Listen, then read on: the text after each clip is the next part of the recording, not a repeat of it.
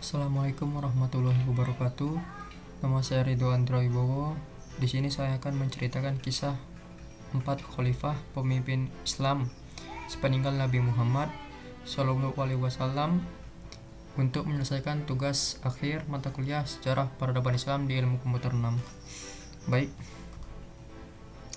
setelah peristiwa wafatnya Nabi Muhammad, atau lebih tepatnya sebelum jenazah Nabi Muhammad dikuburkan, beberapa tokoh dari kaum Muhajirin dan juga kaum Ansor berkumpul untuk membicarakan soal kepemimpinan. Ada satu usulan yang mengatakan bahwa dibentuk saja dua negara, satu negara untuk kaum Ansor dan satunya lagi untuk kaum Muhajirin. Namun usulan ini dikatakan dapat memecahkan umat.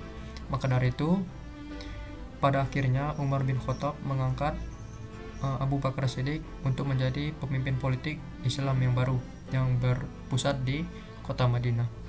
Nah, pemilihan Abu Bakar merupakan pemilihan yang tepat karena setelah Khadijah, dialah orang pertama yang mempercayai dan juga mengikuti ajaran Nabi Muhammad. Abu Bakar mendapat gelar Khalifatul Rasul atau pengganti Rasulullah, atau yang sering kita sebut dengan khalifah. Tapi khalifah ini bukanlah nabi yang baru, karena Al-Quran secara jelas mengatakan bahwa Nabi Muhammad adalah nabi terakhir dan tiada nabi lagi setelah Nabi Muhammad. Nah, adapun setelah Nabi Muhammad wafat, banyak daripada masyarakat muslim di luar Madinah yang memberontak. Salah satunya adalah beberapa kaum Badui yang mana baru masuk Islam. Mereka memberontak dengan tidak mau membayar zakat, padahal zakat merupakan pilar penting dalam Islam. Maka dari itu, Abu Bakar Siddiq, Khalifatul Rasul, mengatakan bahwa barang siapa yang tidak mau membayar zakat maka telah keluar daripada Islam atau murtad. Nah, tidak hanya dari suku Badui yang memberontak, tapi ada juga beberapa orang yang dimana dia mengaku sebagai nabi yang baru. Salah satunya adalah yang paling menonjol, Musailam Al-Kadzab. Adapun orang-orang yang mengaku sebagai nabi ini adalah ancaman yang sangat berbahaya bagi Islam. Maka dari itu, Abu Bakar memerintahkan Khalid bin Walid untuk mengatasi para pemberontak ini. Pasukan Madinah yang dipimpin oleh Khalid bin Walid berperang melawan pasukan Musailamah yang terjadi di daerah Yamamah, sehingga perang tersebut dinamakan dengan Perang Yamamah. Pada perang tersebut, banyak daripada para penghafal Al-Quran itu yang gugur, banyak yang mati syahid. Maka dari itu, atas saran dari Umar bin Khattab, dikumpulkanlah beberapa naskah Al-Quran yang terpisah di berbagai daerah untuk dikumpulkan dalam suatu tempat yang terjaga keamanannya, sehingga menghindari skenario bahwa jika seluruh penghafal Al-Quran telah wafat atau meninggal dunia. Maka dari itu, setelah terbunuhnya pasukan Musailam Al-Kadzab, keadaan di daerah Tanah Arab itu mulai membaik, sehingga pada tahun 633 Masehi, perang melawan kemurtadan itu selesai dan keadaan di Jazirah Arab itu mulai bersatu menjadi satu negara Islam. Masa kepemimpinan Abu Bakar Siddiq itu berlangsung selama 2 tahun, yaitu dari tahun 622 Masehi sampai wafatnya pada tahun 624 Masehi. Sebelum Abu Bakar wafat, Abu Bakar mencalonkan pemimpin setelahnya bukan dari keturunannya, tapi dari orang yang ia yakini memenuhi syarat dan juga mampu untuk memegang tugas sebagai khalifah selanjutnya, yaitu dia mengutus Umar bin Khattab. Saat setelah Umar bin Khattab diangkat menjadi khalifah berikutnya oleh Abu Bakar Siddiq, Umar bin Khattab tetap melaksanakan program ekspansi wilayah ke arah utara Jazirah Arab, yaitu dua arah, Syam dan juga Persia, yang dimana Syam dikomandoi oleh Yazid bin Abu Sufyan, sedangkan Syam dikomandoi oleh Khalid bin Walid. Namun pada program ini lebih ditekankan kepada daerah Syam, sehingga saat setelah pasukan Khalid bin Walid telah menaklukkan beberapa hal di daerah Persia, mereka diperintahkan untuk pergi ke arah barat untuk menolong pasukan Yazid bin Abu Sufyan.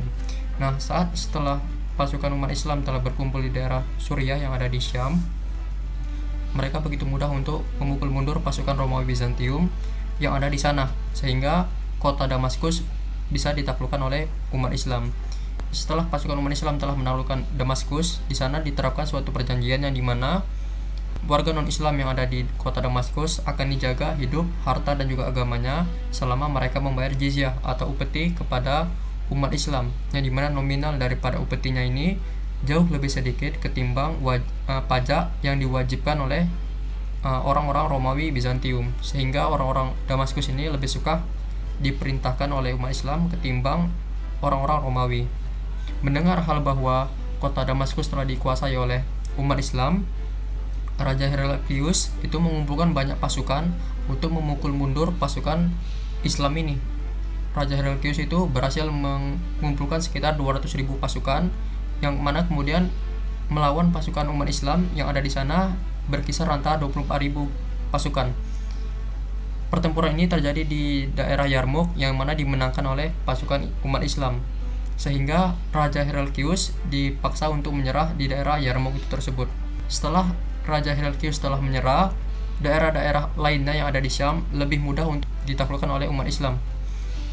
Setelah daerah Syam telah ditaklukkan oleh umat Islam, ekspansi wilayah tetap dilanjutkan ke daerah barat, yaitu di daerah Mesir yang mana dipimpin oleh Amr bin As. Setelah Mesir dan juga Syam telah ditaklukkan oleh umat Islam, ekspansi wilayah ke arah Persia yang sebelumnya tertunda dilanjutkan kembali, namun tidak dikomandoi oleh Khalid bin Walid, karena Khalid bin Walid telah dicopot jabatannya oleh Umar sebagai panglima tertinggi umat Islam, digantikan oleh Abu Ubaidah bin Jarrah. Nah, adapun ekspansi wilayah ke arah Persia ini ditunjuklah Sa'ad bin Abi Waqqas oleh Umar bin Khattab untuk menakluki daerah Persia, yang mana kemudian berhasil ditaklukkan oleh pasukan yang dikomandoi oleh Sa'ad bin Abi Waqqas. Begitulah wilayah-wilayah yang berhasil ditaklukkan selama masa pemerintahan Umar bin Khattab selama periode 10 tahunnya, yaitu dari tahun 634 Masehi sampai wafatnya pada tahun 644 Masehi, yang mana wafatnya Umar bin Khattab ini dibunuh oleh Abu Lu'lu'ah. Sebelum meninggal, Umar bin Khattab memilih 6 sahabat Nabi untuk dijadikan tim formatur dalam memilih khalifah berikutnya. 6 diantaranya adalah Utsman bin Affan, Ali bin Abi Thalib, Zubair bin Awam, Abdurrahman bin Auf, Sa'ad bin Abi Waqqas, dan Thalhah bin Ubaidillah. Dan yang terpilih adalah Utsman bin Affan. Setelah Utsman bin Affan telah diangkat menjadi khalifah berikutnya oleh tim formatur yang mana dibentuk oleh Amirul Mukminin sebelum beliau wafat, Utsman bin Affan tetap mempertahankan gubernur Syam yang mana pada saat itu adalah Muawiyah bin Abu Sufyan. Lalu Utsman bin Affan memilih salah seorang dari saudara sendiri kaum Umayyah untuk memerintah di daerah-daerah lainnya seperti di Mesir, Kufah, dan juga di Basra, dengan harapan bahwa daerah tersebut bisa semakmur sama seperti daerah yang dipimpin oleh Muawiyah bin Abu Sufyan di Syam. Untuk daerah Syam dan juga daerah Mesir dibangun suatu armada laut yang mana dalam pembangunannya dibantu oleh orang-orang Kristen lokal, dengan harapan bahwa daerah pesisir di Syam dan juga di Mesir itu bisa menanggulangi serangan dari orang-orang Romawi Bizantium, dan juga bisa melaksanakan ekspansi laut di Pulau Cyprus dan juga pulau-pulau yang ada di sisi barat lainnya. Sedangkan untuk ekspansi darat sendiri itu dilaksanakan ke arah utara, barat, dan juga timur, yang dimana ke arah utara itu di daerah Armenia dan juga Kaukasia, lalu untuk barat itu di Afrika Utara, dan juga di daerah timur adalah Khurasan dan juga Sijistan. Tidak hanya dari segi ekspansi wilayah, pemerintahan Utsman bin Affan juga melaksanakan pengkompilasian teks-teks Al-Quran yang terpisah menjadi satu mushaf, yang mana nantinya bisa disebarluaskan ke daerah-daerah Islam yang lainnya, tidak hanya di Madinah saja. Masa keberlangsungan Utsman bin Affan berlangsung selama 12 tahun, yaitu dimulai dari tahun 644 Masehi sampai wafatnya pada tahun 656 Masehi. Utsman bin Affan wafat dibunuh oleh para pemberontak dari Mesir, yang dimana Utsman bin Affan memerintahkan gubernur Mesir untuk menghukum mati para pemberontak ini ketika mereka telah sampai di Mesir. Namun surat yang diantarkan oleh Utsman bin Affan ini diketahui oleh para pemberontak. Lalu para pemberontak kembali lagi ke Madinah untuk mendatangi rumah Utsman. Utsman melarang orang-orang Madinah untuk melawan para pemberontak ini, sehingga para pemberontak ini bisa masuk ke Madinah dan juga masuk ke rumah Utsman, sehingga Utsman terbunuh pada peristiwa tersebut. Para pemberontak ini memilih Ali bin Abi Thalib untuk menjadi khalifah berikutnya. Namun Ali bin Abi Thalib tidak mau untuk ditunjuk menjadi khalifah berikutnya oleh para pemberontak ini. Namun para sahabat Nabi yang lainnya meyakinkan Ali bahwa Ali dapat memperbaiki keadaan pada saat itu. Maka Ali pun setuju dan naik menjadi khalifah yang berikutnya. Saat setelah Ali bin Abi Thalib diangkat menjadi khalifah berikutnya, Ali melihat bahwa kondisi di kota Madinah sedang tidak kondusif. Maka dari itu Ali memindahkan ibu kota negara Islam yang tadinya di Madinah ke Kufah di Irak. Namun ada salah seorang dari sahabat Nabi yang mana enggan untuk mengakui Ali sebagai khalifah, yaitu adalah gubernur Syam Muawiyah bin Abu Sufyan. Beliau mengatakan bahwa dia tidak akan mengakui Ali sebagai khalifah sebelum Ali menghukum para pemberontak yang mana membunuh Utsman bin Affan. Namun Ali beranggapan bahwa menghukum para pemberontak yang berada di Madinah merupakan hal yang sulit. Maka dari itu Ali mengatakan bahwa solusi terbaik daripada pertikaian ini adalah dengan saling memaafkan dan juga hidup berbarengan dengan para pemberontak ini. Namun beberapa dari sahabat Nabi yang lainnya tidak setuju dengan pendapat Ali. Di antaranya adalah Tolhah bin Ubaidillah, Zubair bin Awam, dan juga Ummu Aisyah. Mereka beranggapan bahwa solusi terbaiknya adalah dengan sama seperti Muawiyah, yaitu menghukum para pemberontak yang membunuh Utsman bin Affan. Karena pertikaian antara kedua kubu ini, yaitu kubu Aisyah dan juga kubu Ali, maka perang saudara pun tidak terelakkan, yaitu yang dinamakan dengan Perang Jamal atau Perang Unta yang terjadi pada tahun 656 Masehi. Dalam pertempuran tersebut, Tolhah bin Ubaidillah dan juga Zubair bin Awam terbunuh, sedangkan Ali bin Abi Thalib dan juga Aisyah selamat. Maka dari itu Aisyah dipulangkan ke kediamannya di Madinah. Pada pertikaian tersebut, Muawiyah bin Abu Sufyan, gubernur Syam, lebih memilih untuk netral.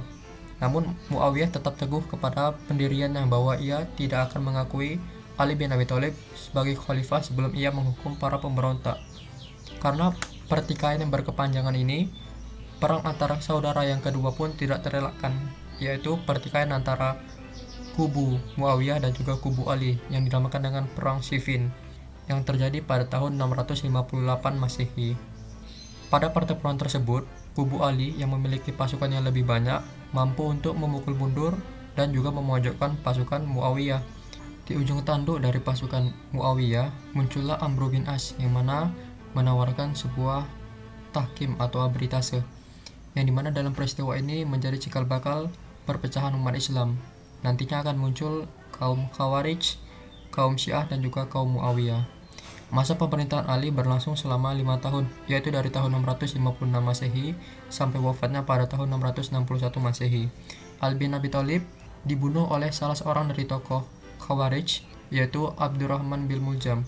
Jabatan khalifah kemudian jatuh kepada putra beliau, yaitu Hasan bin Ali. Namun hanya berlangsung beberapa bulan. Hasan bin Ali demi mempersatukan kembali umat Islam, beliau lebih memilih untuk menyerahkan jabatan khalifahnya kepada Muawiyah, yang kemudian pada tahun tersebut dikenal dengan tahun persatuan umat Islam atau Amul Jamaah. Maka dari itu pada tahun tersebut berakhirlah sudah masa Ali bin Abi Thalib dan juga sekaligus mengawali masa Muawiyah. Sekian yang bisa saya sampaikan. Mohon maaf atas segala kekurangannya. Kepada Allah saya mohon ampun. Wabillahi taufiq wal hidayah. Wassalamualaikum warahmatullahi wabarakatuh.